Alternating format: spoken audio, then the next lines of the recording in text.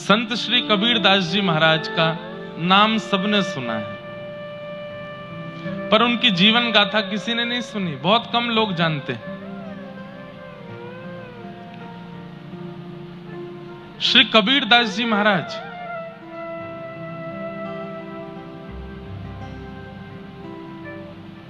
माता पिता के गर्भ से जन्म नहीं हुआ उनका। कैसे प्रकट हुए?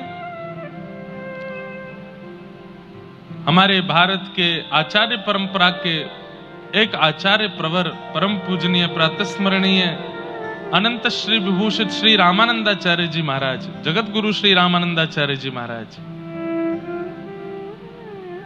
काशी में निवास करते थे। तो जब वो अपनी कुटिया पे बैठ करके भजन करते थे तो एक ब्राह्मण परिवार का एक व्यक्ति, उसका नियम था रोज पत्र पुष्प तोड़ करके ले जाना, श्री रामानंदाचार्य जी महाराज को प्रदान करना, ताकि वो अपनी सेवा में उसको प्रयोग में ले सकें। सब लोग इधर देखो, ध्यान से सुनो, ध्यान से सुनना। नित्य पुष्प तुलसी जो पूजा की सामग्री होती थी वो चयन करके वो ब्राह्मण देवता जाते और श्री रामानंदाचार्य जी को प्रदान करते। रामानंदाचार्य जी उससे अपनी पूजा अर्चना करते। एक दिन वो ब्राह्मण बहुत अस्वस्थ हो गया, जा नहीं पा रहा था, तो उसने अपनी एक बेटी को कहा कि तुम चले जाओ। दुर्भाग्य से उसकी जो बेटी थी वो बाल विवाह उसका हुआ था और वो बालक अवस्था में ही विधवा हो गई थी, उसके पति नहीं था। पिताजी ने कहा कि बेटी आज पत्र पुष्प तुम देकर के आओ महाराज जी को। वो बालिका निकली। श्री रामानंदाचार्य जी महाराज और भी कई संतों के ऐसे नियम होते हैं कि वो माताएं बहनों से पर्दे में ही मिलते हैं, सन्मुख नहीं मिलते। तो जैसे ही बालिका आई तो एक झीना सा पर्दा लगा हुआ था सामने। उन्होंने तुरंत अंदर से कहा, लाली पत्र पुष्प नीचे से दे दो बाहर। बालिका ने पर्दे के नीचे से पत्र पुष्प दे दिए। अब संतों का नियम होता है कि जब कोई माताएं आती हैं, बहनें आती हैं, तो कुछ ना कुछ प्रसाद जरूर देते हैं। बालक आवे, माताएं आवे, बहन आवे, संत जन कहते हैं रुक जाओ, कुछ लेके जाओ। तो रामानंदाचार्य जी बोले थोड़ी देर बैठो, कुछ प्रसाद देता हूं। अपने ठाकुर जी की आराधना करके ठाकुर जी को निवेदित किए गए जो पुत्र पुष्प थे उन्हीं को लेकर के कहा, बिटिया लाओ अपना पल्लू करो, हम देते हैं प्रसाद। अब उस बालिका ने जब पल्लू किया, पता नहीं रामानंदाचार्य जी के मन में क्या आया, और वो पत्र पुष्प देते हुए कह दिया, पुत्रवान भव।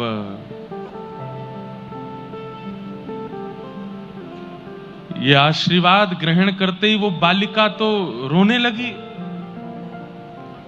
बोले तुम रो क्यों रही हो? तो रोते रोते उसने बताया, महाराज जी मैं बाल विधवा हूं, मेरा विवाह हुआ था पर मेरे पति चले गए, और आपने मुझे ऐसा आशीर्वाद दे दिया है कि अब इस आशीर्वाद को ये कैसे फलित होगा, ये कैसे संभव हो सकता है? रामानंदाचार्य जी बोले, हमारे मुख से, हमारे भजन का, हमारे तप का, हमारे वेद अध्ययन का यही फल हमको मिला है कि हमारे मुख से कुछ असत्य नहीं निकल सकता। पता नहीं ठाकुर जी की कौन सी लीला घटने वाली है। पुत्री, अब ये बात निकली है तो पूर्ण तो होगी, तुम्हारे यहां पुत्र तो होगा। वो बालिका तो रोते हुए वहां से भागी अपने वो पल्लू लेकर के, लेकिन रामानंदाचार्य जी बड़ी चिंता में आ गए। ये रामानंदाचार्य जी कौन है बंधुओं? ध्यान से सुनिएगा। जितने भी आचार्य पधारे पृथ्वी पर, वे कोई ना कोई अवतार ही पधारे हैं। दक्षिण भारत में हमारे श्री भाष्यकार शेषावतार रामानुज स्वामी जी महाराज, जिनकी कृपा से आज तिरुपति बालाजी के दर्शन होते हैं, जिनकी कृपा से पद्मनाभ भगवान के दर्शन, जिनकी कृपा से श्री रंगनाथ भगवान के दर्शन होते हैं, ऐसे रामानुज स्वामी जी किनके अवतार हैं? भगवान के शेषनाग वे ही आचार्य रूप में जीवाचार्य बनकर के पधारे। वे ही त्रेता में लक्ष्मण बने, द्वापर में बलराम बने और कलयुग में श्री रामानुजाचार्य बने। ऐसे ही प्रभु श्री राम, उनको भरतलाल जी का आस्वादन करना था, भरतलाल जी के प्रेम का आस्वादन करना था, इसलिए वे कलिकाल में श्री रामानंदाचार्य जी के रूप में प्रकट हुए। कौन? प्रभु श्री राम। तो रामानंदाचार्य जी बड़ी चिंता में बैठे हैं कि ऐसा आशीर्वाद दिया है, अब ये फलित कैसे होगा।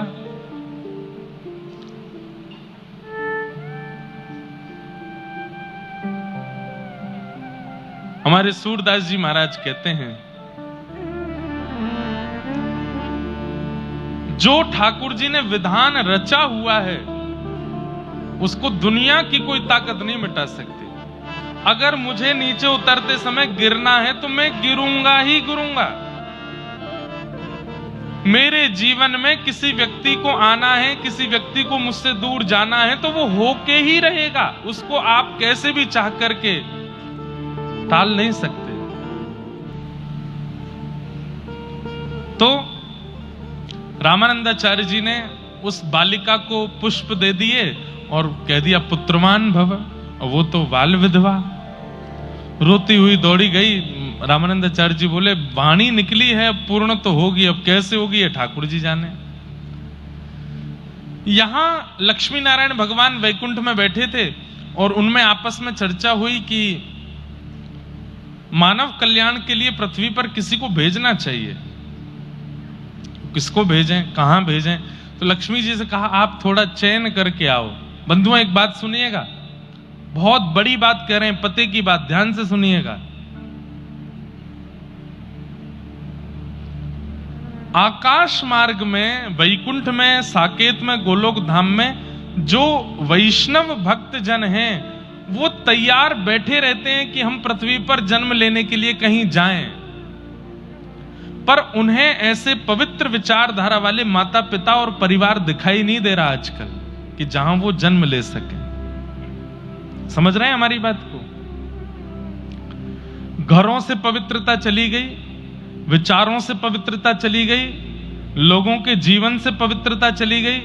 इतने अपवित्र आचरण में लोग जीव सब आ गए हैं कि अब आचार्य रूप को जन्म लेने की इच्छा तो हो रही है, पर उनको ऐसा पवित्र कुल मिल नहीं रहा है जहां वो जन्म ले सके।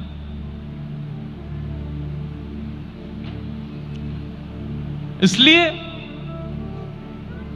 मन को, बुद्धि को, घर को पवित्र कीजिए ताकि कोई आचार्य आपके परिवार को चुन ले और आपके घर के बालकों के विवाह के उपरांत जब उनके गर्भ में कोई संतान आवे तो वो कोई आचार्य ही आवे।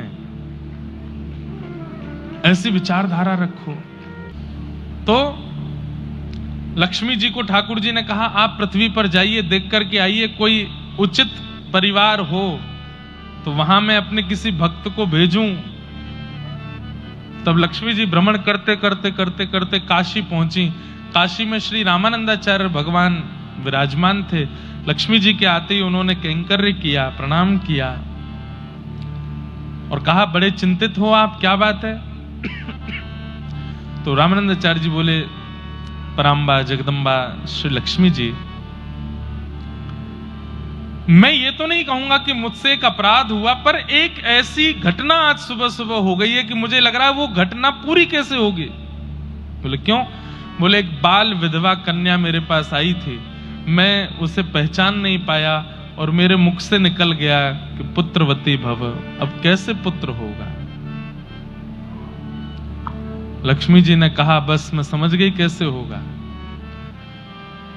वही कन्या है और वही पवित्र है जिसके यहां पर ठाकुर जी का कोई भक्त आ सकता है।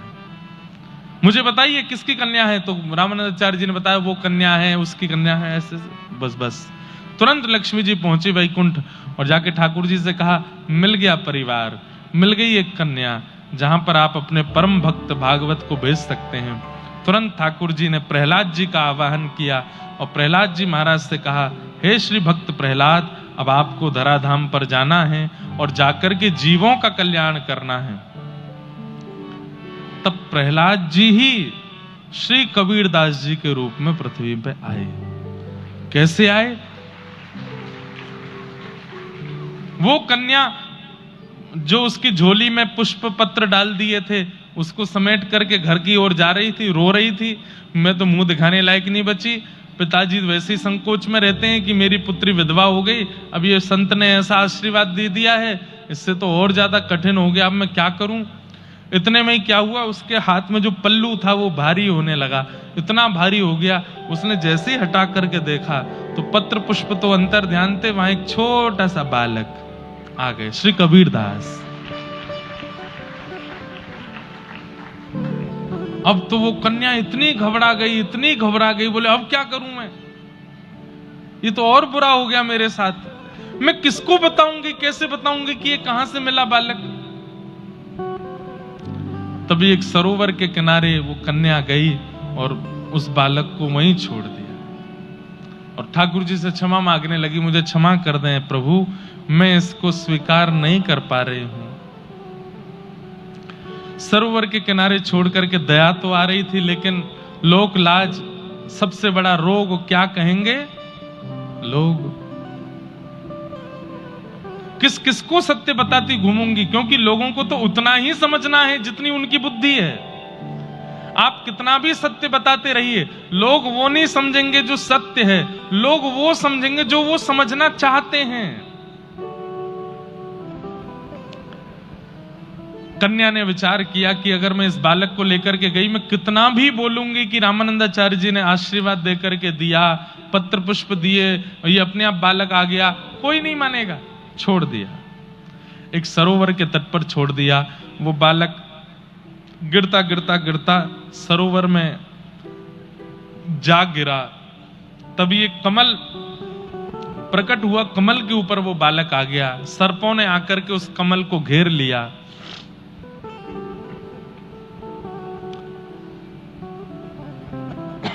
तभी काशी का एक कपड़ा बुनने वाला व्यक्ति, जो कि हिंदू नहीं था, मुस्लिम था, उसके पति पत्नी दोनों जा रहे थे। दोनों की यहां संतान नहीं थी, संतान की इच्छा बहुत ज्यादा थी। सरोवर के तट से निकलते समय उन्होंने जैसे ही देखा एक बालक, बोले देखो हमारे ईश्वर ने हमारी सुन ली, भले ही हमारी संतान नहीं हुई, लेकिन एक संतान बालक दी है। थोड़ी देर हम प्रतीक्षा करते हैं, अगर इसके माता पिता आ गए तो ठीक, नहीं तो हम इसको लेके चले जाएंगे। प्रतीक्षा की, कोई नहीं आया तो उस बालक को लेकर के वे दोनों दंपति चले गए और उसका नाम कबीर रखा। कबीर ईश्वर के द्वारा जो प्रदत्त है वो कबीर है। बाल्यकाल से ही दिव्य चेष्टा, दूध पान नहीं किया।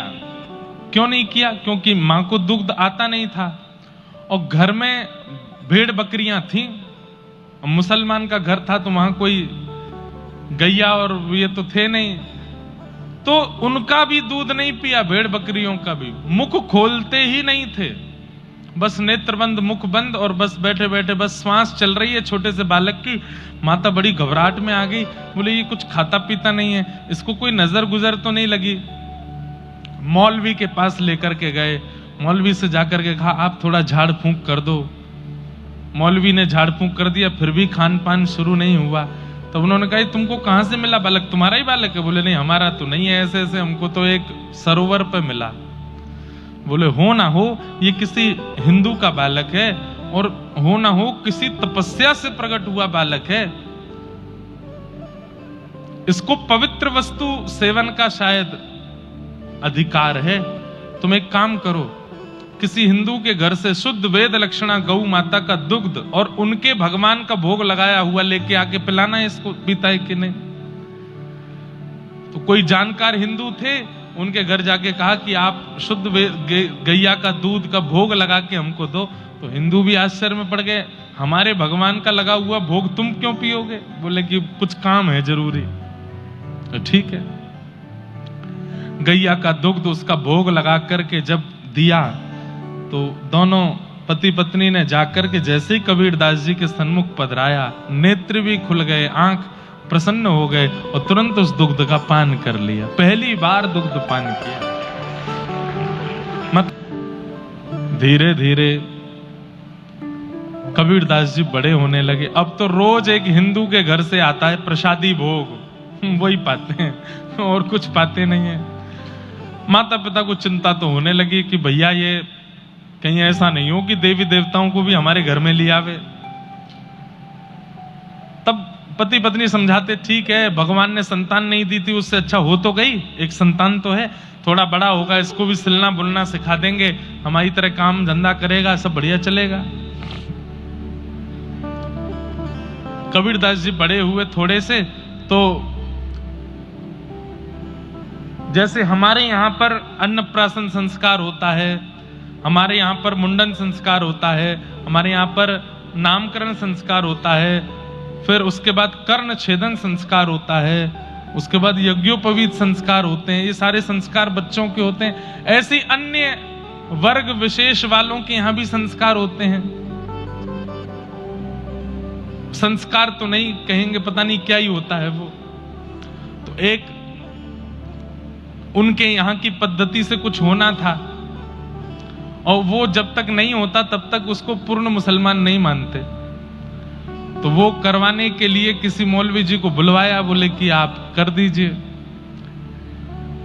तो कहते हैं सैकड़ों मौलवी आ गए, सैकड़ों बड़े बड़े पीर आ गए, लेकिन दूसरों की पीड़ा दूर करने वाले, बुखार दूर करने वाले जैसे ही कबीरदास जी के घर में प्रवेश करते तो प्रवेश करते ही उनको इतना तीव्र बुखार चढ़ता, नाचने लगते महाराज, उनका सिर इतना भारी हो जाता, चीखने चिल्लाने लगते, अरे तुम्हारे घर में कुछ है जिसके कारण हमारी बुद्धि भ्रष्ट हो जाती है, बुखार चढ़ जाता है। सब भाग जाते हैं वहां से। बड़े बड़े लोग आए लेकिन महाराज कबीरदास जी को स्पर्श नहीं कर पाए। तब एक बहुत बड़े मौलवी जी थे, वो हिंदुओं की भी खूब पहचान करते थे। उनके पास जाकर के पूछा, बोले क्या हो रहा है, हमारे घर में कोई आकर के ये क्रिया कर क्यों नहीं पा रहा है? बोले मैं आता हूं। तभी उन्होंने आकर के देखा, बोले अरे घर से बाहर आके बात करो, सब लोग सावधानी से सुनो। तो उनके पिताजी बाहर गए, बाहर जाके बोले क्या हुआ? बोले तुम्हारा बालक किसी बानर की गोद में बैठा है और वो बानर हाथ में एक बड़ी सी गदा लेकर के बैठा है। जैसे ही हम भीतर गए तो हमको दिखाने लगा ऐसे और दूर भगाने लगा, वो किसी बानर की गोद में बैठा है। बोले कौन बानर है? बोले कि हिंदुओं का एक देवता है हनुमान जी, ही उनकी गोद में बैठे हैं, वो तुम्हारे बालक की रक्षा कर रहे हैं। भैया सुनो हमारी बात। बोले क्या? बोले काटा पीटी करके इसको कोई और मत बनाओ, ये जो है इसको वही रहने दो। इसको ठाकुर जी ने बना के भेजा है, ये परमात्मा ईश्वर ने इसको बना के भेजा है, ये और कुछ करके तुम इसको कुछ करने का प्रयास मत करो, ये जो है इनको वही रहने दो। माता पिता बोले ठीक है। कबीरदास जी धीरे धीरे थोड़े बड़े हो गए, अपने घर में रहते और कभी कभी ध्यान लगाने के लिए बैठ जाते। एक दिन माताजी चक्की पीस रही थी, उसमें गेहूं डाल रही थी। कबीरदास जी आए और आकर के बोले मां ये तुम इतने सारे गेहूं अंदर डालती हो, सब कहां चले जाते हैं? तो मां ने बताया ये सब पिस करके बाहर आ जाते हैं। तुरंत कबीरदास जी बोले ओहो, तो यही तो दुनिया का चक्र है मां। ये दो पाटे हैं और इन दो पाटों के बीच में तुम जितने गेहूं डालते हो सब पिस करके आटा बन जाते हैं। ठीक वैसे ही मैया ये आकाश भी ऊपर वाला पाटा है, पृथ्वी नीचे वाला पाटा है। इन दोनों के चक्र में मैं, आप और ये पूरी दुनिया पिस रही है मां। हम सब पिसने के लिए आए हैं यहां पर, कोई नहीं बचेगा। एक दाना भी अगर इस पाटे के अंदर चला जाता है तो पिस करके ही निकलता है। पिसना मतलब दुख, दारिद्र, संकट, कष्ट, ये होंगे ही होंगे जीवन में। जन्म लिया है पृथ्वी पर और इनसे कोई बचा हुआ है ऐसा कोई व्यक्ति नहीं हो सकता। सबके जीवन में कष्ट, दुख, दारिद्र, पीड़ा सब आता है। तभी मां बोली नहीं, कुछ दाने बच जाते हैं। बोले कौन, कहां है मां, मुझे तो सब पिसे हुए दिख रहे हैं। तो मां ने पाटे उठा करके दिखाया तो बीच में एक लोहे का कुछ डंडा था, उसके नीचे 2-3 दाने बच गए। बोले ये बचे हुए। तुरंत कबीरदास जी के नेत्र सजल हो गए। बोले कि मां अब मैं समझ गया। बोले क्या, इस पृथ्वी रूपी चक्की में सब आते हैं, आकाश और पृथ्वी के चक्के में सब पिसते चले जाते हैं, लेकिन ये बीच में एक लोहे का तंतु है, इसके नीचे जो छुप जाता है उसको ये पृथ्वी और ये आकाश और ये सब पिसा नहीं पाते। ये तंतु ही श्री गुरुदेव के चरणारविंद हैं। जो इन गुरुदेव के चरणारविंदों के नीचे आ जाता है, जो राम नाम के चरणारविंदों के नीचे आ जाता है, जो ठाकुर जी के आश्रय के नीचे आ जाता है, मां वो 2-4 ही होते हैं। हजारों डाले जाते हैं दाने पर, 2-4 ही बच पाते हैं। वो 2-4 वही बचते हैं जो ठाकुर जी के चरणाश्रित हो जाते हैं। चलती चाकी देख के देत कबीरा रोए, 2 पाटन के बीच में साबुत बचा न कोई।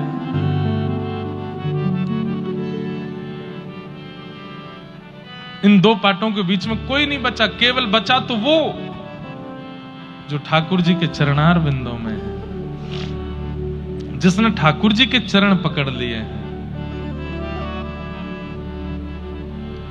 मेरे तो आधार सीताराम के चरणार बिंद, मेरे तो आधार सीताराम के चरणार, ओ मेरे तो आधार सीताराम के चरणार बिंद।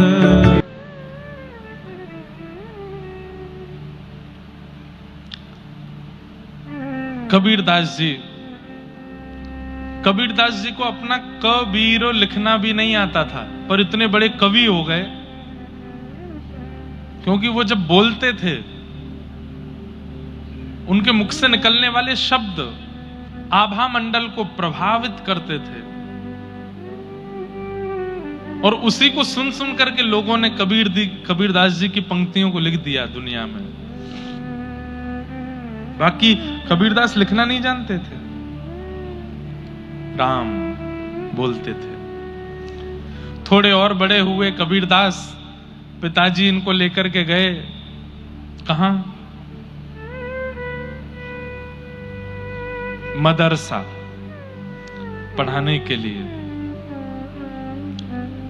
मदरसा में मौलवी जी ने इनको ले लिया भीतर, लाओ हम पढ़ाएंगे इनको।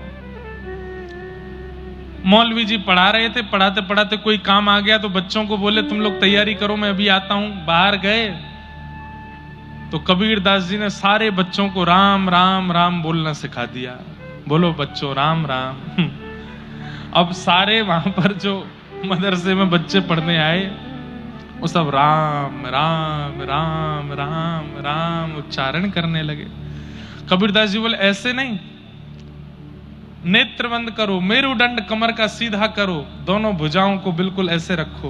बोले इससे क्या होगा? बोले इससे वो ईश्वर, वो परमात्मा जिसके हमारी माता पिता आराधना करते हैं उसका दर्शन होगा। बोले अच्छा, और क्या होगा? बोले वो ईश्वर मिल जाएगा तो जो चाहोगे तुमको खिलाएगा, जो चाहोगे पिलाएगा आदि। सब बच्चे आकर्षित हो गए बात से। बाल चेष्टा, बालकों को जैसा बता दो, उनके अंदर छल नहीं है ना, उनके अंदर कपट नहीं है, वो विश्वास से युक्त होते हैं। छोटे बच्चों की एक खूबी होती है, उनमें विश्वास की पराकाष्ठा 99% होती है। कबीरदास जी तो भगवान के द्वारा भेजे गए भक्त हैं, इसलिए उनके निर्माण की आवश्यकता नहीं है। चिते चिताए आते हैं मोर। तो कबीरदास जी ने जाकर के सारे बालकों को राम राम सिखा दिया। थोड़ी देर बाद मौलवी जी आए, आकर के बोले हाँ जी सब बालकों, जो तालीम हमने तुमको दी सुनाओ। सब बालक बोले राम राम राम राम राम राम राम राम, जय सिया राम, जय श्री राम, जय सिया राम। उछल उछल के नाचने लगे, कीर्तन करने लगे। मौलवी जी तो अपनी टोपी पकड़े, दाढ़ी खींचे, ये क्या हो रहा है? पूरे मदरसे में महाराज हल्ला मच गया। कौन सिखा करके गया तुमको ये काफिरों के भगवान का नाम क्यों बोल रहे हो? बोले इसने सिखाया। बोले किसने? पहला दिन है विद्यालय में। कौन है? बोले कबीर। कबीरदास जी के पिताजी लेने के लिए आए। मौलवी जी पहले ही बाहर ही खड़े थे कबीर का हाथ पकड़ के। पिताजी बोले क्या बात है आप? बोले इसको ले जाओ, जीवन में कभी मत भेजना यहाँ पे, इसको पढ़ाना ही नहीं है हमको, हम पढ़ा ही नहीं सकते, हम तुम्हारे हाथ जोड़ रहे हैं, इसको लेके जाओ यहाँ से। बोले इसने किया क्या? बोले ये खुद सीखने आया, ये पहले दिन में इसने पूरे मदरसे में सबको राम राम सिखा दिया। एक दिन में जब इतना कर सकता है तो ये 1 आध साल पढ़ लिया यहाँ पे, तो ये तो यहाँ भीतर से सब भगवाधारी बना के निकालेगा। इसको लेके जाओ यहां से। पिताजी नाराज हो गए कबीरदास पर। अरे तू घर में कर ले जो तुझको करना है, कम से कम हमारी जगत बदनामी तो मत करवा।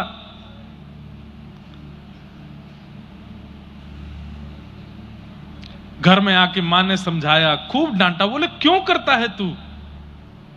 तुझे क्यों नहीं समझ में आता? ये अच्छी बात नहीं है जो तू कर रहा है। कबीरदास के नेत्रों में आंसू आ गए। बोले कि आप दोनों मेरी एक बात सुन लीजिए, मैं इसके बाद स्पष्टीकरण नहीं दूंगा। क्या?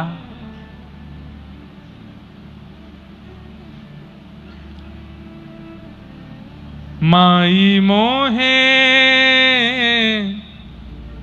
एक राम सौ काम, माई मोहे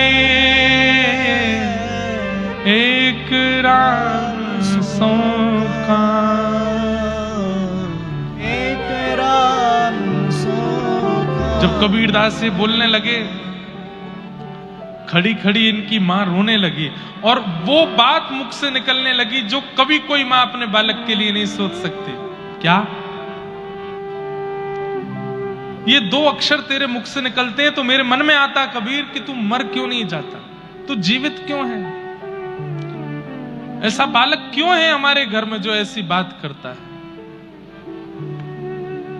थाड़ी रोए कबीर की मैया, थाड़ी रोए कबीर की मैया, थाड़ी रोए कबीर की मैया, थाड़ी रोए कबीर की मैया। और क्या कहे? ए लड़का क्यों जीवे खुदैया, ये लड़का क्यों जीवे खुदैया। अरे ये जीता क्यों है? इसके प्राण क्यों नहीं चले जाते? इसके बचपन से अब तक सब ऐसे कारनामे करता है, राम बचता है। इसके पास कोई मौलवी आने में डरते हैं। क्यों? कहते हैं कोई बानर की गोद में बैठता है। अरे कुछ भी खाता पीता नहीं है। हिंदुओं के घर से उनके देवताओं को भोग लगा करके लाओ, वो खाता है, वही पीता है।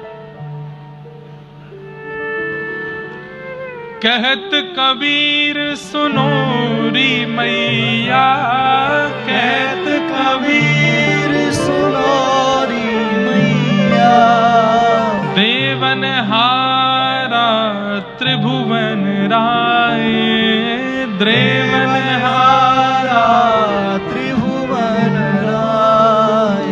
अरे मैया मेरे चित्त में कौन बैठा है? बोले त्रिभुवन राय। राय कहते हैं राजा को। इस त्रिभुवन का राजा मेरे चित्त में बैठा है। उससे बड़े बड़े देवता हार गए तो आप तो एक मैया हो बस। वो जिसके चित्त में बैठ जाते हैं उसकी विजय निश्चित है। मां मेरे चित्त में राम बैठे, अब वो नहीं जाएंगे यहां से।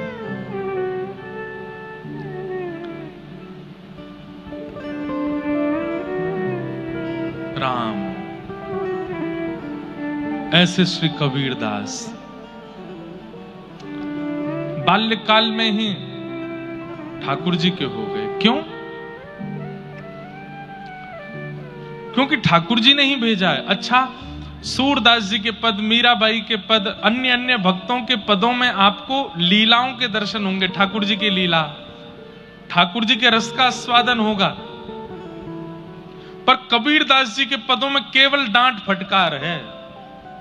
सबको सिखाने के लिए आए हैं कबीरदास। ठाकुर जी ने इनको केवल शिक्षा देने के लिए भेजा, दुनिया को सिखा के आओ। इसलिए कबीरदास जी के पदों में ज्यादा रस, ज्यादा लीला, ज्यादा भाव, ये सब नहीं है। एक कबीरदास जी का बहुत अच्छा पद है, सुनाऊं? हाँ, ये डर लागे और हंसी आवे, अजब जमाना आया रे। डर लागे और हंसी आवे, अजब जमाना आया रे। कबीरदास, अब मुझे संतों नहीं पता कितने साल हो गए उनको, पर 500 के आसपास वर्ष हो गए होंगे कबीरदास को पृथ्वी पर आए हुए, और पुराने हो गए होंगे। लेकिन इतने साल पहले कबीरदास जी जो लिख करके गए वो आज भी हो रहा है दुनिया में। सब लोग मेरे पीछे गाना। डर लागे और हंसी आवे, अजब जमाना आया रे। डर लागे और हंसी आवे, अजब जमाना आया रे। ओ डर लागे और हंसी आवे, अजब जमाना आया रे। डर लागे और हंसी आवे, अजब जमाना आया रे। धन दौलत ले माल खजाना, धन दौलत ले माल खजाना, वैश्या नाच नचाया रे। वैश्या नाच नचाया रे। और मुट्ठी भर अन्न साधु मांगे, मुट्ठी भर अन्न साधु मांगे, कहीं लाज नहीं आया रे। कहीं लाज नहीं आया रे। क्या कह रहे हैं कबीरदास? बोले इतना धन कमाते हैं, इतना दौलत कमाते हैं, इतना सब साम्राज्य अपना बना लेते हैं, उनको अपने मनोरंजनों में व्यय करने में किसी को लज्जा नहीं आती। बड़े पर्दे पर फिल्म सितारों को देखने के लिए जाने के लिए 5,000 भी खर्च करने पड़े तो कर देते हैं। अपने लिए कुछ भी खरीदना है, कुछ भी लेना है, खाना है, पीना है, उसको करने में कोई दिक्कत नहीं होती। लेकिन मुट्ठी भर अन्न भी यदि कोई मांगता है, कोई याचक आ जाता है कि हमें थोड़ा सा दे दो, तो उसको ऐसा फटकार के भगा देते। शर्म नहीं आती है? मांगते डोलते हो दर दर पे, भागो यहां से। बोले अपने सुख के लिए दुनिया भर में कुछ भी करने पर, धन व्यर्थ करने में लोगों को शर्म नहीं आती। और अगर कोई याचक आ जाए तो उसको समझाते हैं कि अरे हाथ पैर दिए भगवान ने, कर्म करो, कमा के खाओ, मांगते क्या डोलते हो। दान नहीं करते हैं, पुण्य नहीं करते हैं, केवल और केवल अपने ऊपर। देखो एक बात कहें आपको, जो व्यक्ति खूब दान करे, खूब पुण्य करे, खूब परोपकार करे, उसको अधिकार है अपने ऊपर भी खूब खर्च करे। लेकिन बिना दान पुण्य किए अगर केवल अपने ऊपर व्यय करता रहता है, ऐसे व्यक्ति की फिर एक समय आने पर बुद्धि विकृत होने लगती है। डर लागे और हंसी आवे, अजब जमाना आया। बाल्यकाल से ही राम नाम प्रिय लगता है मुझे, बाल्यकाल से ही भक्ति भागवत प्रिय लगती है, परंतु गुरु नहीं है जीवन में। मेरे जीवन में एक गुरु तो होने चाहिए, जिन गुरु के आश्रय में रह करके, जिन गुरु की सन्निधि में जाकर के मैं ठाकुर जी की भक्ति को सहजता से प्राप्त कर सकूं। ऐसे गुरु मेरे जीवन में होने चाहिए। क्या करूं? तब गुरु की खोज में रोने लगे। अब मैं छोटा बालक हूं, मैं कहां ढूंढने जाऊंगा गुरु कहां है?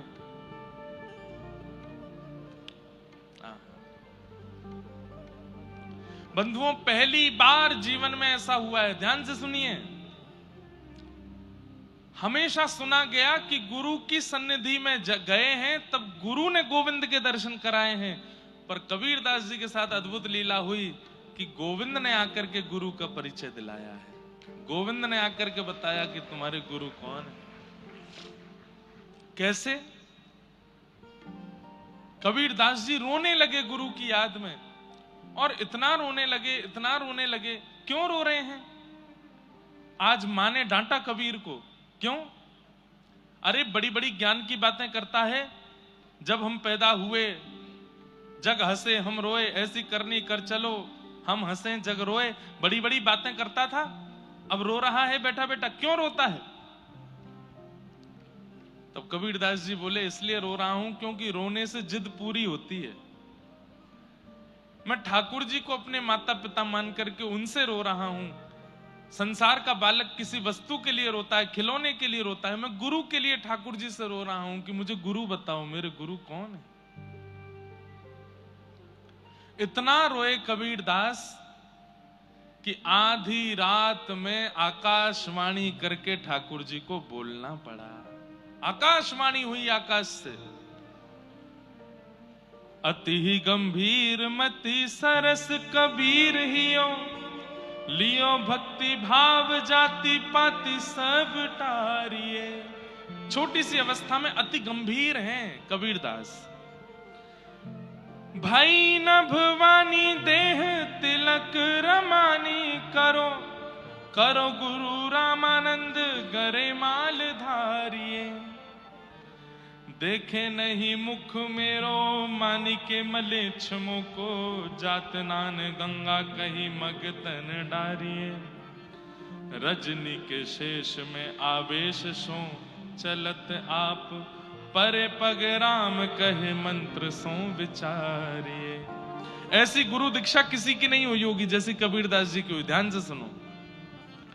आकाशवाणी हुई, किसी को सुनाई नहीं दी, केवल कबीरदास जी को सुनाई दे रही है। बंधुओं, आकाशवाणी आज भी होती है।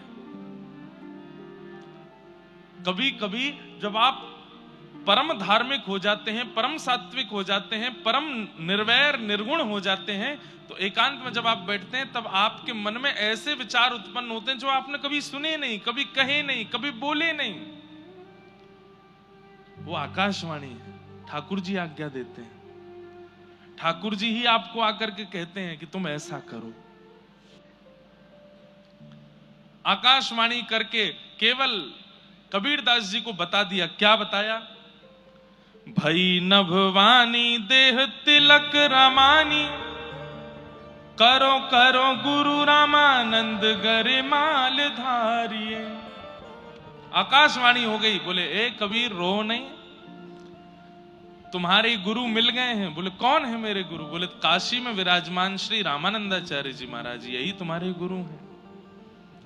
रामानंदाचार्य जी का नाम सुनते ही कबीरदास जी घबरा गए। बोले, अरे रामानंदाचार्य जी तो म्लेच्छों का मुख भी नहीं देखते। पूरे काशी में हल्ला यही है कि मैं म्लेच्छ हूं, मेरे माता पिता म्लेच्छ हैं। वो तो म्लेच्छों का मुख भी नहीं देखते हैं, फिर मेरी दीक्षा कैसे होगी उनसे? अब देखो, आकाशवाणी एक एक क्रिया बता रही है। क्या? बोले, भई नभवानी दे तिलक रमानी। बोले, तुम एक काम करो। बोले, क्या? अपने अंग पर तिलक धारण करो, सिर पर रामानंदी तिलक धारण करो, 12 तिलक अंग पे धारण करो, और क्या करो? गरे माला धारिये, गले में कंठी माला पहन लो, तिलक धारण कर लो, और श्री रामानंदाचार्य जी के पास चले जाओ। बोले, देख नहीं मुख मेरो मानिके मिलेच्छ मोको, मेरा मुख नहीं देखेंगे वो मिलेच्छ जान के।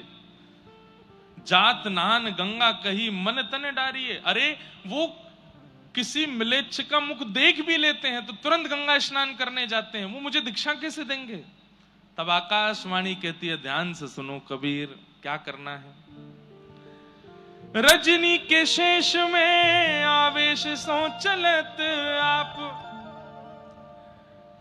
कहीं भोर होकर के म्लेच्छों का मुख ना देखना पड़ जाए, इसलिए रामानंदाचार्य जी आधी रात में गंगा स्नान करने जाते हैं। ध्यान से सुनिएगा, आकाशवाणी बता रही है, बोले ऋषि रामानंदाचार्य जी आधी रात में गंगा स्नान करने जाते हैं, लगभग 2-3 बजे गंगा स्नान करने जाते हैं कि कहीं किसी म्लेच्छ का मुख ना देखना पड़ जाए। बंधुओं, भारत पर अंग्रेजों ने शासन किया, अंग्रेजों से पहले मुसलमानों ने शासन किया, मुसलमानों से भी पहले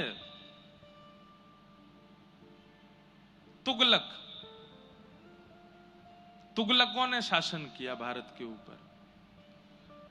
आज हम लोगों की जो स्थिति इतनी, चाहे इकोनॉमी के रूप में हो, चाहे हमारे व्यवहार के रूप में हो, चाहे आज अब तो भारत ग्रोइंग कंट्री बनता जा रहा है दिन ब दिन, पर हमारी इतनी बुरी स्थिति की किसने? शासन इतना किया है भारत के ऊपर, ऐसे ऐसे आक्रांताओं ने। श्री रामानंदाचार्य जी के चरित्र में आता है कि अगर रामानंदाचार्य जी पृथ्वी पर नहीं आते तो भारत की दशा आज जो है इससे भी ज्यादा बुरी हो गई होती। क्यों? म्लेच्छों को, तुगलकों को जितना इन्होंने परिवर्तित किया, जितना इन्होंने ज्ञान दिया, जितना इन्होंने भगाया भारत से, उतना कोई आचार्य नहीं भगा पाए। इसलिए रामानंदाचार्य जी बड़े पूजनीय हैं। सब आचार्य पूजनीय, साक्षात राम जी ही रामानंदाचार्य जी के रूप में आए। तो बोले कि वो सुबह स्नान नहीं करते हैं गंगा जी में, रात में स्नान करने जाते हैं, कहीं म्लेच्छों का मुख ना देखना पड़ जाए। इसलिए तुम क्या करो? बोले क्या करूं?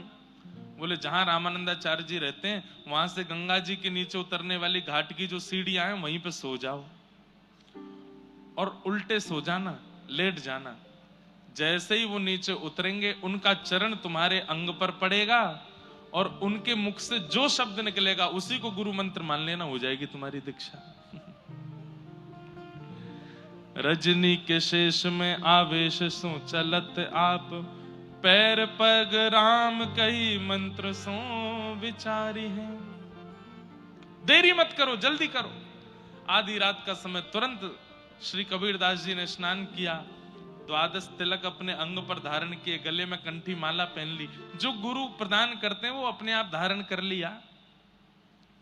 पहुंच गए पंचगंगा घाट, जहां श्री रामानंदाचार्य जी निवास करते थे, और जहां से घाट के लिए नीचे सीढ़ियां जाती हैं वहीं जाकर के लेट गए। सीधे नहीं लेटे, पट्ट लेटे, उल्टे लेटे। क्यों? मेरा मुख देखेंगे तो कहीं म्लेच्छ जान करके अपशब्द ना बोल दें, इसलिए मुख नहीं दिखाऊंगा। लेट गए। रामानंदाचार्य जी निकले और बड़ी तीव्रता से जाते थे कि कहीं मैं स्नान करके लौटाऊं, इस बीच में कोई म्लेच्छ ना आ जाए। और जैसे ही रामानंदाचार्य जी सीढ़ियों से उतरने लगे, इतने में ही चरण पड़ा, और कबीरदास जी के ऊपर जैसे ही चरण पड़ा, रामानंदाचार्य जी को लगा पता नहीं कौन आ गया नीचे। जोर से उछल करके चिल्लाने लगे, राम राम राम राम राम राम राम राम। तुरंत कबीरदास जी ने प्रणाम किया और सुन करके मधुर वाणी अपने गुरुदेव को चुपके से देख करके वहां से भागे, नाचने लगे, नृत्य करने लगे, नेत्रों से अविरल अश्रुधार बहाने लगे। पायो जी मैंने राम रतन धन पायो जी। ये पद तो मीराबाई का है, पर कबीरदास जी की जो स्थिति है उसमें फिट हो रहा है, इसलिए मैं गा रहा हूं। पायो जी मैंने राम रतन धन पायो जी मैंने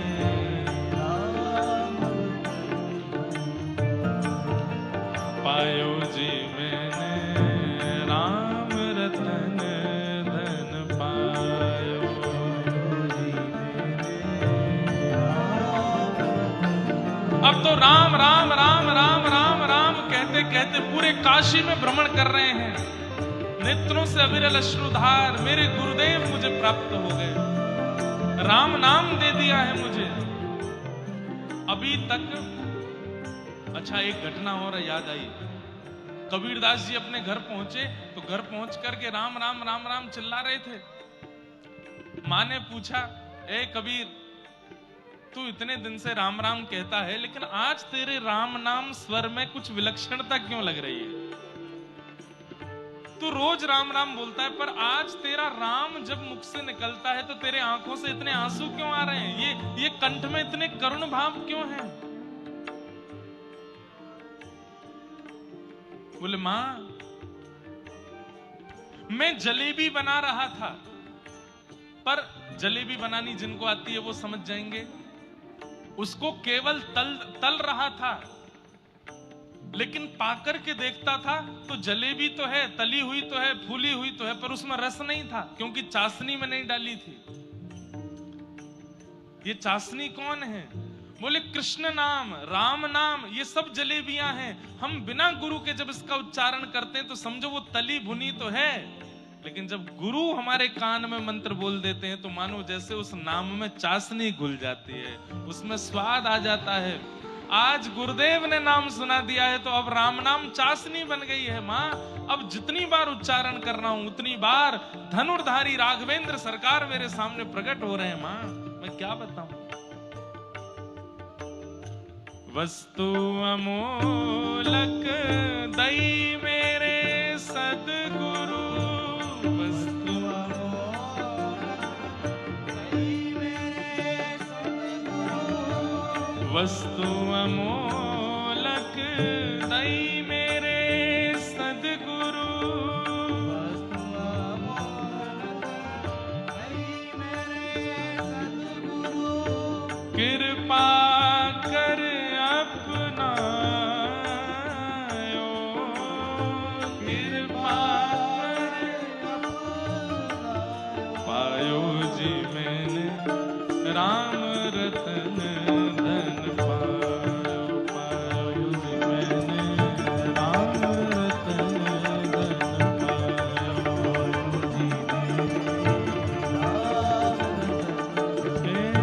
राम रतन धन पायो, राम रतन धन पायो।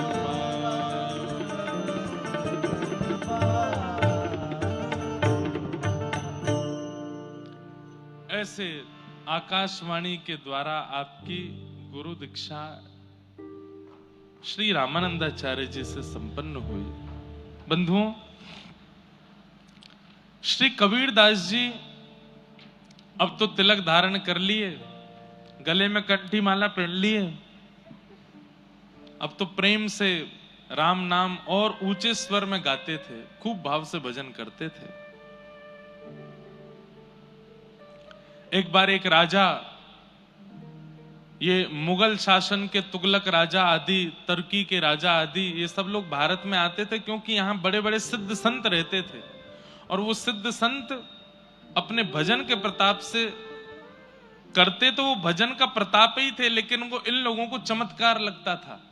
मरे हुए को जीवित कर देना, बिना धन के, बिना किसी के बड़े बड़े महल खड़े कर देना, ऐसे ऐसे सब क्रिया। सिद्धों की भूमि थी भारत, आज भी है, आज भी बड़े बड़े सिद्ध रहते हैं भारत में। तो ये सब लोग चमत्कार देखने के लिए आते थे भारत में। कबीरदास जी धीरे धीरे थोड़े बड़े हो गए, इनके ब्याह आदि भी हो गए। इनके एक पुत्री थी और एक पुत्र था। वे दोनों भी इनके वास्तविक पुत्र पुत्री नहीं थे। उनके विषय में भी कथा आती है कि एक बार एक राजा यहां पर चमत्कार देखने के लिए आया, तो राजा ऐसे नहीं कहते कि चमत्कार दिखाओ, कोई परिस्थिति बिगड़ी दिखती तो वहां ले जाके सिद्धों से बोलते कि इसको सही करके दिखाओ, नहीं तो हम तुमको मार देंगे। तो एक बालक, उसकी गंगा जी स्नान करते समय मृत्यु हो गई, और जैसे ही उसकी मृत्यु हुई तो मृत्यु के बाद में खूब वैद्यों ने भी प्रयास किए, बड़े बड़े लोगों ने आकर के उसको जीवित करने का प्रयास किया, कोई जीवित नहीं कर पाया। कबीरदास जी बड़े सिद्ध थे, नाम था इनका, तो राजा ने इनसे भी कहा कि बताओ, इसको जीवित करके दिखाओ, नहीं तो हम तुम्हारे प्राण हरण कर लेंगे। तो कबीरदास जी महाराज गए और जाकर के उस शव, फूल गया था पानी में उस बालक का शव, कबीरदास जी सामने खड़े होकर के बोले, राम नाम के प्रभाव से तुम जीवित हो जाओ। नहीं हुआ जीवित। काशी में भजनानंदियों के प्रभाव से तुम जीवित हो जाओ। नहीं हुआ जीवित।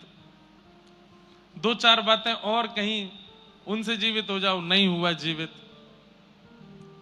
अंत में कबीरदास जी बोल गए, मुझ कबीर के भजन के प्रभाव से जीवित हो जाओ। जैसे ही कहा तुरंत वो बालक जीवित हो गया, उठ करके बैठ गया।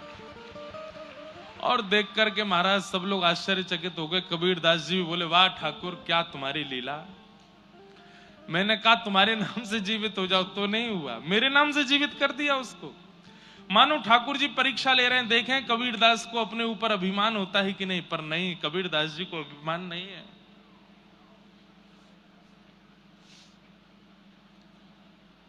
आहा।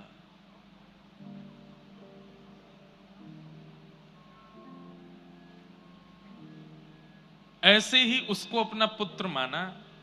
एक राजा की पुत्री मारी गई, मर गई, उसको भी इन्होंने अपनी कहानी से जीवित कर दिया, तो फिर वही इनकी पुत्री हुई। ऐसे इनके दो, एक पुत्र एक पुत्री हुई। कबीरदास जी की साखी और दोहे पूरे विश्व को बड़े प्रसिद्ध हैं, परंतु एक बात कई लोगों के मन में आती है कि श्री कबीरदास जी महाराज वो केवल ज्ञान परक भक्त थे, भाव परक भक्त नहीं थे। मतलब जैसा मैंने कल बताया कि भक्तिमती मीराबाई, गोस्वामी तुलसीदास जी महाराज, सूरदास जी महाराज, कुंभनदास जी महाराज, ये सब ठाकुर जी के प्रेम स्वरूप के भक्त हैं। इन्होंने ठाकुर जी के यश को खूब गाया। कबीरदास जी ने ठाकुर जी का यश नहीं गाया, ठाकुर जी का नाम जपो, यही यश गाया। और कबीरदास जी की भक्ति में एक विशेष बात और है, बाकी के सब भक्त दूसरों को समझाते हैं, कबीरदास जी किसी को नहीं समझाते, खुद को समझाते हैं, अपने मन को ही समझाते रहते हैं। रे मन राम भजो, अपने ही मन को समझाया कबीरदास जी ने, दूसरों को नहीं समझाया। कबीरदास जी के इस भाव से पता चलता है कि कबीरदास कह रहे हैं कि भाई दूसरों को ज्ञान बाद में दीजिएगा, पहले खुद को समझाइए, पहले खुद को सुधारिए। तुम सुधर जाओगे, पूरा विश्व सुधरने लगेगा। खुद को संभालो। तो कबीरदास जी के विषय में एक बात सबके मन में आती है कि वे ज्ञान परक भक्त थे, भाव परक नहीं। वो भक्ति नहीं करते थे। ठाकुर जी की प्रेम लक्षणा भक्ति में उनकी ज्यादा रुचि नहीं थी। ऐसी भावना लोगों के चित्त में उनके दोहे, शाकी, पद आदियों को पढ़ करके समझ आती है। तो श्री हरिराम व्यास जी कौन है? ये निकुंज उपासक हैं। जब इन्होंने सभा में कबीरदास जी का नाम सुना तो बोले, भैया देखो क्षमा करना, कबीरदास जी ज्ञानी थे, कबीरदास जी वैरागी थे, पर कबीरदास जी रसोपासक नहीं थे। कबीरदास जी निकुंज की प्राप्ति नहीं कर पाए होंगे। कबीरदास जी को वैकुंठ मिला होगा, साकेत मिला होगा, लेकिन ठाकुर जी का निवृत्त निकुंज नहीं मिला होगा। इस बात को जैसे ही इन्होंने बोला तो हरिराम व्यास जी को नित्य नेत्र बंद करके ठाकुर जी के युगल सरकार का दर्शन होता था। आज जब रात्रि में नेत्र बंद करके बैठे तो युगल सरकार नहीं दिखे। मन में विचार किया ठाकुर जी व्यस्त हैं इसलिए नहीं दिख रहे। अगले दिन सुबह फिर चिंतन किया, फिर नहीं दिखे। 4-5 दिन तक ठाकुर जी का अनुभव नहीं हुआ तो ये रोते बिलखते हुए श्री हितरवंश महाप्रभु के पास गए और जाकर के बोले कि मुझे ठाकुर जी का अनुभव नहीं हो रहा है। तब हरिवंश महाप्रभु ने कहा, निश्चित ही तुमने कोई किसी भक्त का अपराध किया है। तब किसी ने बताया, बोले आप 5 दिन पहले एक सभा में कबीरदास जी के लिए कह रहे थे कि उनको निकुंज नहीं मिला। अरे भैया अभी इसी वक्त जाओ, जमुना जी में स्नान करके कबीरदास जी का चिंतन करके उनको प्रणाम करो। हरिराम व्यास जी तुरंत गए, यमुना स्नान करके और श्री कबीरदास जी का स्मरण किया और स्मरण करके फिर उन्होंने कबीरदास जी को वंदन करते हुए उन पर पद लिखा। क्या लिखा? आहा, कली में सांचो भक्त कबीर, कली में साचो भक्त कबीर, कली में साचो भक्त कबीर, कली में साचो भक्त कबीर, हे कली में साचो भक्त कबीर, कली में साचो भक्त कबीर। जब ते हरि चरणन रति उपजी, जब ते हरि चरणन रति उपजी, तब ते पुण्यो न चीर, तब ते कली में साचो भक्त कबीर, कली में साचो भक्त कबीर। व्यासवाणी है, जब ते हरि चरणन रति उपजी, तब ते बुनो न चीर। इनके माता पिता कपड़े बुनते थे। कहते हैं कि कबीर दास जी की जब से रति हो गई ठाकुर जी के चरणों में, तब से इन्होंने बुनना बंद कर दिया। बुनना क्यों बंद किया? बोले केवल उतना ही कपड़ा बुनते हैं जिससे घर परिवार चल जाए, उससे ज्यादा बुनने की इनकी इच्छा नहीं होती। अरे और कपड़े बुन करके और धन भी कमा सकते हैं, पर नहीं, जितने से रात का भोजन हो जाए, रात के बाद सुबह का भोजन हो जाए, केवल इतने ही कपड़े बुन करके बेचते हैं। और वो भी बेचते नहीं है। आदमी पूछता है कितने का है, बोले जो तुम दे दो उतने का है, जितना दे दो। और कई बार व्यक्ति प्रसन्न होकर ज्यादा भी देता तो बोले नहीं नहीं नहीं, इतना नहीं, इतना बहुत है बस। कली में साचो भक्त कबीर, कली में। एक बात तो माननी पड़ेगी भैया, आपको ठाकुर जी ने चुना है तो आपके मन की एक स्थिति बन जाएगी। क्या? आप संग्रह नहीं करोगे, आप लुटाओगे। ठाकुर जी अगर आपको स्वीकार कर लेंगे तो ये जमा करने की इच्छा नहीं हुआ करेगी। ठाकुर जी स्वीकार कर लेंगे तो लुटाने की इच्छा हुआ करेगी, देने की इच्छा हुआ करेगी।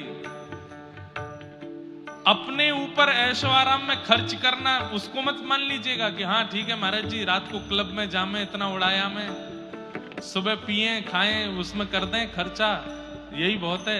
ये भी तो एक प्रकार से खर्चा ही है कि लुटा रहे। नहीं, दूसरों को देने का मन होगा, दूसरों की सेवा में लगाने का मन हो तो समझ जाओ ठाकुर जी ने स्वीकार कर लिया। कली में साचो भक्त कबीर,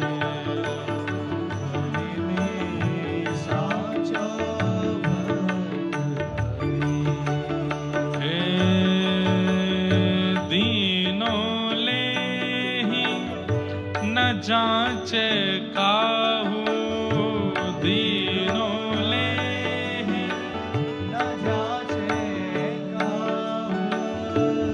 कोई अगर धन देता है कबीरदास जी तो कबीरदास उसके मुख की ओर देखते हुए लेते हैं और लेकर के सीधा अपने आसन के नीचे रख लेते हैं। देखते नहीं है कि कितना दिया है। दीनों ले ही न जांचे काहू,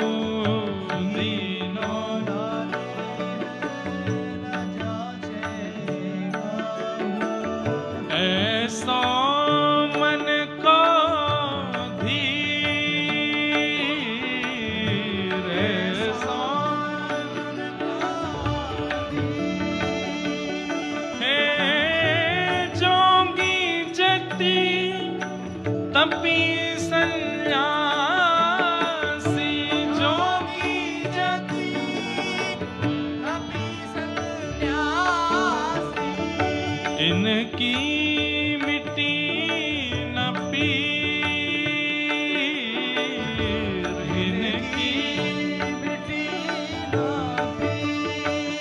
कली में साचो भक्त कबीर, कली में साचो भक्त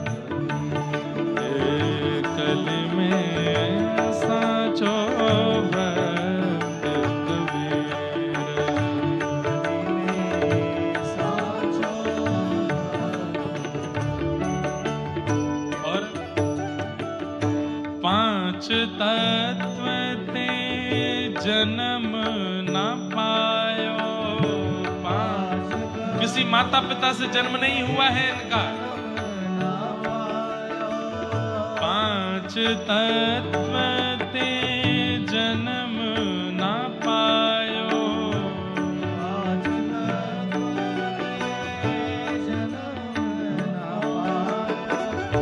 काल न ग्रस्यो शरीर, काल न हे व्यास भक्त को खेत जुला हो। व्यास भक्त को हरि करुणा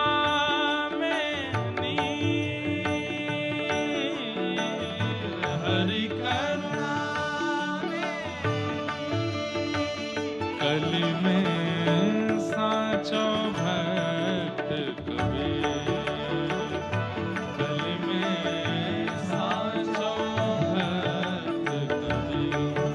हे कलि में साचो भक्त कबीर। कलि में साचो हे साचो भक्त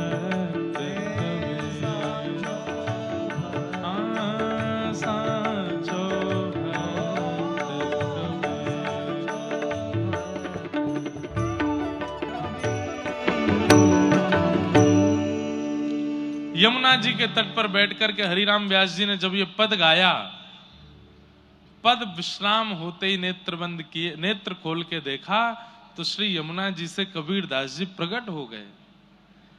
कबीर दास जी के परायण के कम से कम 200-300 वर्ष बाद हरिराम व्यास जी हुए और श्री हरिराम व्यास जी ने पुनः कबीर दास जी को प्रकट कर दिया। कबीर दास जी जब प्रकट हुए तो हरिराम व्यास जी ने चरणों में प्रणाम किया, बोले मुझे क्षमा कर दो, मेरे से अपराध हो गया। मैंने आपकी भक्ति पर प्रश्न चिन्ह उठाया जिसके कारण मेरे चित्त से ठाकुर जी चले गए। बंधुओं, कोई भी अपराध आपसे बन जाए सब क्षमा कर देंगे ठाकुर जी। आपसे सेवा में अपराध बनता है, क्षमा कर देंगे। आपसे तीर्थ में अपराध बनता है, क्षमा कर देंगे। आपसे धाम में अपराध बनता है, क्षमा कर देंगे। आप किसी से ऊंची आवाज में बोल जाते हो, क्षमा कर देंगे। किसी पर दया नहीं करते, क्षमा कर देंगे। लेकिन कहीं आपने अगर भगवान के भक्तों का अगर अपराध किया तो ठाकुर जी क्षमा नहीं करते। और भक्त अपराध कैसे होता है? किसी की भक्ति देख करके आपने उसका मजाक उड़ाया, बने घूमते हैं भक्त, पाखंडी से लगते हैं, बस हो गया भक्त अपराध। आपने उसको रोका टोका, ये भी भक्त अपराध है। आपने किसी 4 लोगों के बीच में जाके उसकी बुराई की, ये भी भक्त अपराध है। और इतना ही नहीं, आपने ना रोका टोका ना किसी से बोला, मन में सोच लिया। ये जो व्यास जी कथा सुनाने आए थे ना, ये ऐसे ही है, ज्यादा विशेष नहीं है। ये भी भक्त अपराध। मनसा वाचा कर्मणा, तीनों प्रकार से आप भक्त अपराध करते हैं। हमारे बारे में तो यही सोचना, ये ऐसे ही है। हम अपने लिए नहीं बोल रहे हैं, हम आपसे एक बात बता रहे हैं। ये भक्त अपराध आपने किया, आप अपनी भक्ति में उसी दिन से गिरावट की ओर चलने लग जाओगे। आपकी भक्ति क्षीण होने लगेगी। फिर भक्ति में गिरावट में सबसे पहले क्या आता है? सेवा में आलस। सेवा करने जाना, अरे यार अभी नहीं कर रहे, हम नहीं कर रहे, तुम कर दो, देख लो, तुम ही देख लो, ठीक है, चंदन घिसो लगाओ, हम देख लेंगे, दर्शन कर लेंगे, तुम ही कर दो। ये भक्त अपराध का पहला स्वरूप है। भक्त अपराध जब आपसे हो जाता है तो सेवा में आलस्य आने लगता है। भक्त अपराध जब आपसे बन जाता है तो तिलकधारी, शिखाधारी, धोतीधारी, उनको प्रणाम करने में संकोच आने लगता है। ये भक्त अपराध लगने के बाद ऐसी स्थिति बन जाती है। फिर तीसरा, भक्त तो भक्त, भगवान को भी दंडोत करने में फिर शर्म आने लगती है। अब ठीक है, ये ऐसी यही प्रणाम ठीक है, कहां लेटो, झुको, लेट के प्रणाम करो, फिर उठो, इतनी ताकत नहीं बची अब में।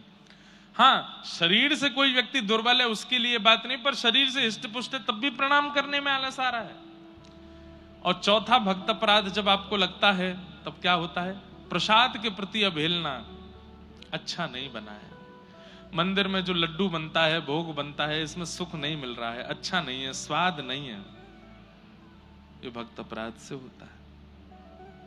फिर ग्रंथों की अवहेलना, बोले सारे ग्रंथ किसी और ने लिख दिए, इनसे कोई भगवत प्राप्ति आदि नहीं होती। ये सारे भक्त अपराध करने के बाद में मन की स्थितियां बनने लगती हैं। इसलिए भैया वैष्णव अपराध मत करना। ऐसे हमारे प्यारे ठाकुर जी। कबीर दास जी प्रकट होकर के बोले, हरिराम व्यास जी, आपने कहा कि मुझे निकुंज नहीं मिला होगा क्योंकि मैं ज्ञानी हूं, वैरागी हूं, भावना में ज्यादा भक्ति नहीं करी इसलिए। वास्तव में मैंने ठाकुर जी की आज्ञा का पालन किया। ठाकुर जी ने ही मुझे कहा था कि तुम पृथ्वी पर जाकर के जीवात्माओं को समझाने का प्रयास करो, जिससे उनको ज्ञान मिले, समझ आवे, ऐसे कवित्वों का रचना करो। इसलिए मैंने ज्ञान परक कवित्वों की रचना की है, भाव परक नहीं, क्योंकि ठाकुर जी की आज्ञा नहीं थी मुझको। तब हरिराम व्यास जी ने हाथ जोड़े, कान पकड़े, बोले मुझे क्षमा कर दें, मैं आपके रूप को, आपके भाव को समझ नहीं पाया और आप पर इस प्रकार मैंने प्रश्न चिन्ह उठाया। ऐसे श्री कबीरदास जी। अब कबीरदास जी की दीक्षा हो गई, द्वादश तिलक लगा करके श्री कबीरदास घूमते हैं। आहा, बीनो तानो बानो ही राम मडरानो, कही कैसे के बखानो वह रीति कछु न्यारी है। उतनो ही करे जामे तन निर्वाह होए, भोए गई औरे बात भक्ति लगी प्यारी है। ठाड़े मंडा माझ पट बेचन ले जन को, आए मोकु देहु देह मेरी है उधारिये। लाग्यो देन आधो फारी, आधे सोना कम होत, दियो सब लियो जाप यह उरधारी है। कबीरदास जी, ये श्री प्रियादास जी के भक्तमाल जी में भाव है। कबीरदास जी अपने तन के निर्वाह के लिए उतने ही कपड़ा बुनते थे जितने से एक समय की रोटी हो जाए। क्यों? क्योंकि उनके हृदय में तो सदा श्री राम नाम जप हिलोने लेता रहता था। वो राम नाम की कमाई करते थे, राम नाम जितना हो सके इकट्ठा हो जाए इसका विचार करते थे, और उनके चित्त में सदा राम लीला चलती रहती थी। इसलिए वे ज्यादा किसी कार्य में व्यस्त हो नहीं पाते थे। उनकी उपासना की रीति बड़ी विचित्र और सबसे न्यारी थी। उसका वर्णन कैसे करें, अर्थात वह वाणी से वर्णन का विषय नहीं है, अनुभव की वस्तु है। जिसने उनका दर्शन किया होगा, अनुभव किया होगा, उसी को वो समझ में आ सकता है। निरंतर उसी आराधना में लगे रहते थे। एक बार बाजार में कपड़ा बेचने के लिए गए, एक साधु आपके पास आकर के बोला कि मुझे कपड़ा दीजिए, मेरे पास पहनने के लिए कुछ नहीं है, मेरा शरीर उघारा पड़ा हुआ है। तब आप उसे आधा थान फाड़ करके देने लगे तो उसने कहा, इस आधे थान से मेरा काम नहीं चलेगा। तब कबीरदास जी ने कहा, यदि पूरा थान लेने का निश्चय आपने अपने मन से किया है तो लीजिए, ये पूरा थान ले लीजिए। पूरा ही दे दिया, सब कुछ दे दिया। ऐसे श्री कबीरदास जी दानी। मैंने बताया ना कथा में अभी कि ठाकुर जी चित्त में आ जाएंगे तो आपका संग्रह का मन नहीं हुआ करेगा, बांटने की, देने की इच्छा चित्त में ज्यादा प्रकट हुआ करेगी। आहा, ऐसे श्री कबीरदास जी।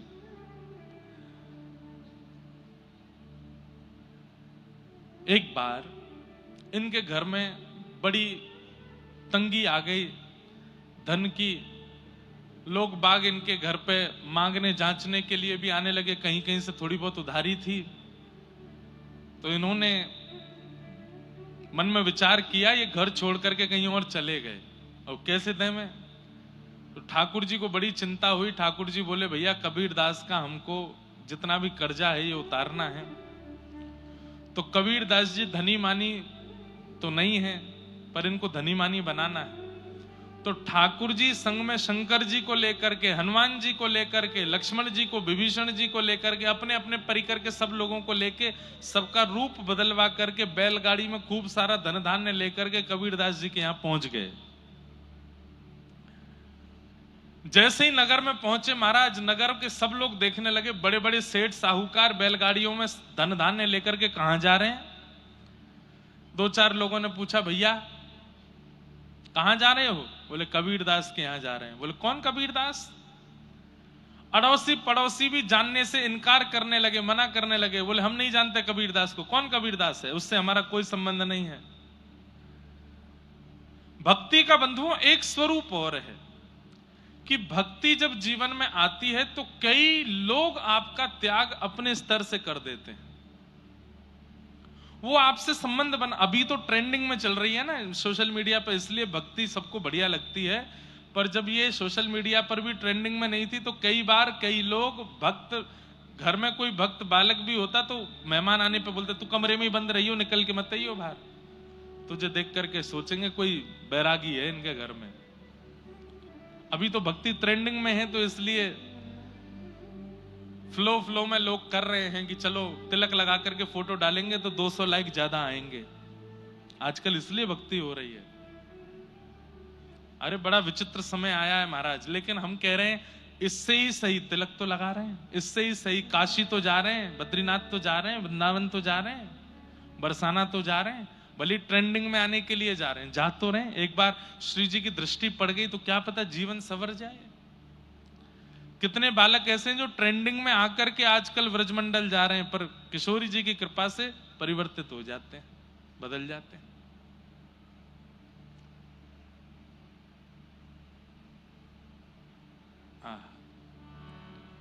तो पहले के समय में तो लोग भक्तों को अपना रिश्तेदार बताना भी स्वीकार नहीं करते थे। भगवान सब अपनी मंडली के साथ में पहुंच गए, रूप बदल करके खूब सारा धन धान्य छिपा करके बैलगाड़ियों में लेके गए, कपड़ों की परत से छिपा रखा है। जैसे ही पहुंचे जाकर, अरे भैया कोई कबीरदास का घर जानता? सब बोले हम नहीं जानते। कौन कबीर? कौन कबीर? हमें नहीं पता। तब कबीरदास के घर के सामने जाकर के ही इन्होंने देखा, बोले यही है शायद कबीरदास का घर। सब लोग अपने गली में बाहर निकल के देख रहे हैं, बोले इतनी सारी बैलगाड़ियों में सामान कबीर के घर क्यों आया है? ठाकुर जी ने गेट खटखटाया तो कबीरदास जी की माता जी ने गेट खोला। बोले कौन है भैया आप? बोले हम सब कबीर के दास हैं, हम सब कबीर जी के दास हैं, उन्हीं की कृपा से हमारी सब रोजी रोटी चल रही है। उनका बहुत सारा धन हमारे पास था, वो देने के लिए आए हैं। बोले भैया कोई और कबीर होगा, हमारा कबीर किसी का स्वामी नहीं हो सकता, हमारा कबीर तो जगत का दास है, उसके दास कौन हो गए? बोले नहीं नहीं हम कबीर के दास हैं। बोले भैया कोई और कबीर होगा, हमारे यहाँ तो एक समय की रोटी बन जाए वही बहुत बड़ी बात है, इतना धन धान्य हमारे घर नहीं आ सकता। तो ठाकुर जी बोले आपका पुत्र ही कबीर है जिससे हमें मिलना है। बोले आपको कैसे पता कि मेरा ही पुत्र है? बोले अच्छा वो रामानंदाचार्य जी का शिष्य है। रामानंदाचार्य जी का शिष्य कबीर तो एक ही है, वो इनका बेटा ही है। इन्होंने कहा हाँ वो तो हमारा बेटा ही है। बोले बस उन्हीं के लिए धन धान्य लेके आए, आप स्वीकार करो। बैलगाड़ियों के ऊपर से जैसे ही वस्त्र हटाए महाराज, सोने चांदी हीरे जवाहरात रत्नों से भरी हुई बैलगाड़ियां देख करके सारे पड़ोसी आ गए और सब आकर के ठाकुर जी से बोले बचपन में हमारे संग खेलता था कबीर, हमारी थाली में ही भोजन करता था, मेरी माता जी के हाथ का निकला हुआ छाछ पीना तो उसको बहुत प्रिय लगता था, हमारा मित्र सखा है हमारा। कितने स्वार्थी जीव हैं। जब तक धन नहीं है धान्य नहीं है तो कौन कबीर, कहां का कबीर, कैसा कबीर हम नहीं जानते। पड़ोसियों ने भी इनकार कर दिया और जैसे ही पता चला इतनी बैलगाड़ियों का धन ये कबीरदास जी के लिए आया है तो सबने अपने संबंध बता दिए।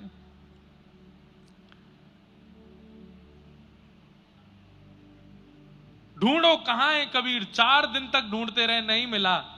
तो फिर गली मोहल्ले के लोगों को इतनी चिंता हो गई कि सो नहीं पा रहे रात को कि कबीरदास कैसे भी आ जाए तो इसमें से कुछ तो हमको भी देगा। आहा गए जन 2-4 ढूंढे के लेवाए लाए, आए घर सुनी बात जानी प्रभु पीर को, रहे सुख पाए कृपा करी रघुराय दई, छीन में लुटाए सब बोली भक्त वीर को। जैसे ही घर आए आकर के देखा कि माँ ने बताया, मैं बहुत सूक्ष्म में बता रहा हूं, बहुत बड़ा चरित्र है कबीरदास जी का। ये सारा धन धान्य तुम्हारे सेठ दे करके गए। कबीरदास बोले तुम्हारे दास दे के गए। कबीरदास बोले मेरे दास कौन है? बोले बढ़िया थे, सांवले सलोने से रूप थे, ऐसे सुंदर नेत्र थे, आदि आदि सब बताया। समझ गए, बोले कि ये ठाकुर जी की लीला है, ठाकुर जी सब करके गए। पूरे अड़ोसी पड़ोसी सब बाहर खड़े हो गए थे। बोले कि कबीर बचपन में भूल गया, हम कैसे तुझको लेके जाते थे, वहां खेलते थे तेरे साथ में, ऐसा करते थे, तो याद है तुझको? चल, अरे भाई चल, दोनों चल रहे हैं, दूध पी के आएंगे। कबीरदास बोले वाह, 15 दिन पहले गालियां दे रहे थे मुझको, लात मार मार के अपने घर के बाहर से भगा देते थे, अब जो मेरे संग दूध पीने जाओगे? इतना धन धान्य दिख रहा है इसलिए। पर कबीरदास जी बोले कि भैया ये जितना धन आया है एक भी घर में नहीं रहेगा। घर वाले रोने लगे, अरे कबीर कुछ तो रख लो। बोले ना, एक भी नहीं रहेगा। तो क्या करेंगे? रहे सुख पाए कृपा करी रघुराय दई, ये ठाकुर जी ने दिया है। छिन्न में लुटाए सब बोली भक्त भीर को। काशी विश्वनाथ का दर्शन करने के लिए भारी भीड़ जा रही थी, बिंदु माधव जी का दर्शन करने के लिए भारी भीड़ जा रही थी। उस भीड़ के सैलाब में गए और जाकर के जितने सोने चांदी हीरे जवाहरात है सब लुटा दिए, उनको सब दे दिए। बोले ठाकुर जी ने दिया है भैया, बढ़िया सब धन धान्य लो, काशी में चकाचक आनंद करो, सबको बंटवाई दिए। घर वाले देखते रह गए और कबीरदास जी ने सब लुटाई दिया। दियो छोड़े तान बानो सुख सरसानो ही किए रोष धाये, सुन विप्र तज धीर है, क्यों रे तू जुलाई धन पाए ना बुलाए हमें, शूद्रनी को दियो जावो कहे यो कबीर को। बड़े बड़े ज्ञानियों ने आकर के रोष किया कि तेने हमको धन नहीं दिया, अपनी जाति के लोगों में ही सब बांट दिया। कबीरदास जी बोले भैया ठाकुर जी का धन था, ठाकुर जी की कृपा से प्राप्त हुआ, ठाकुर जी के जनों में ही मैंने वितरण कर दिया। आपको मिला नहीं मिला उसके लिए मैं क्षमा मांगता हूं, मैं और कुछ व्यवस्था करके आपको दे दूंगा, पर अभी आप मुझे क्षमा करें। इस प्रकार कबीरदास जी का जीवन चलता रहा। इतने त्याग के, इतने वैराग्य के, इतने भाव की मूर्ति श्री कबीरदास, उनको हम बारंबार प्रणाम करते हैं, बारंबार वंदन करते हैं। ऐसे कबीरदास जी का पावन चरित्र, जहां कहीं भी कोई कबीरदास जी से रुष्ट हो जाता तो ठाकुर जी कबीरदास जी के रूप में जाकर के उन सबको प्रसन्न करते थे। ऐसे भक्त कबीर हुए जिनका पावन चरित्र हमने आज यहाँ श्रवण किया है, आज उसका सुंदर लाभ हमने प्राप्त किया है। हमको पहले दिन अगर मन में भाव आ जाता तो हम 3 दिन कबीरदास जी के चरित्र पर बोलते तो संभवतः ये पूरा हो जाता चरित्र, परंतु अब कल ही हमारे मन में आया, वो भी आधी कथा निकलने के बाद आया, इसलिए अब तो बहुत चरित्र भी रह गया है। बहुत कुछ कबीरदास जी ने अपने जीवन में ऐसे ऐसे अनुभव कराए हैं जिनको सुनकर के धनी मानी भक्त जन भी सब ठाकुर जी के सेवा में चले गए। ऐसे श्री कबीरदास जी को हम बारंबार प्रणाम करते हैं, उनके बारंबार वंदन करते हैं। उनके महान निर्वाण के संबंध में ये दोहा प्रसिद्ध है कि 1549 में मगहर कीनो गौन, अगहन सुदी एकादशी मिलियो पौन में पौन। वर्णन आया है कि गोस्वामी तुलसीदास जी को बहुत पश्चाताप होता था कि मैंने श्री कबीरदास जी का दर्शन नहीं किया। इसका मतलब कबीरदास जी गोस्वामी जी से भी पूर्व के पृथ्वी पर आए थे, कि मैंने कबीरदास जी का दर्शन नहीं किया। यदि मैं भी उस समय होता तो श्री कबीरदास जी के सत्संग से खूब लाभ उठाता।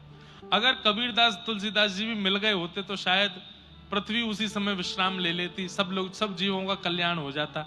ठाकुर जी भी एक जैसे विशिष्ट भक्तों को एक साथ इसलिए नहीं मिलने देते कि भाई पृथ्वी भी चलानी है, लोग बागों का भी चलना चाहिए, कलयुग भी तो आगे तक लेके जाना है। तो खूब आनंद लेते, लेकिन उनका दर्शन उनको प्राप्त नहीं हो पाया। ऐसे श्री कबीरदास जी कब अंतर ध्यान हो गए और कहां उनका विलीन हुआ शरीर, कोई इसको देख नहीं पाया। ऐसे ठाकुर जी के अति प्रिय श्री कबीरदास जी को हम बारंबार प्रणाम करते हैं, बारंबार वंदन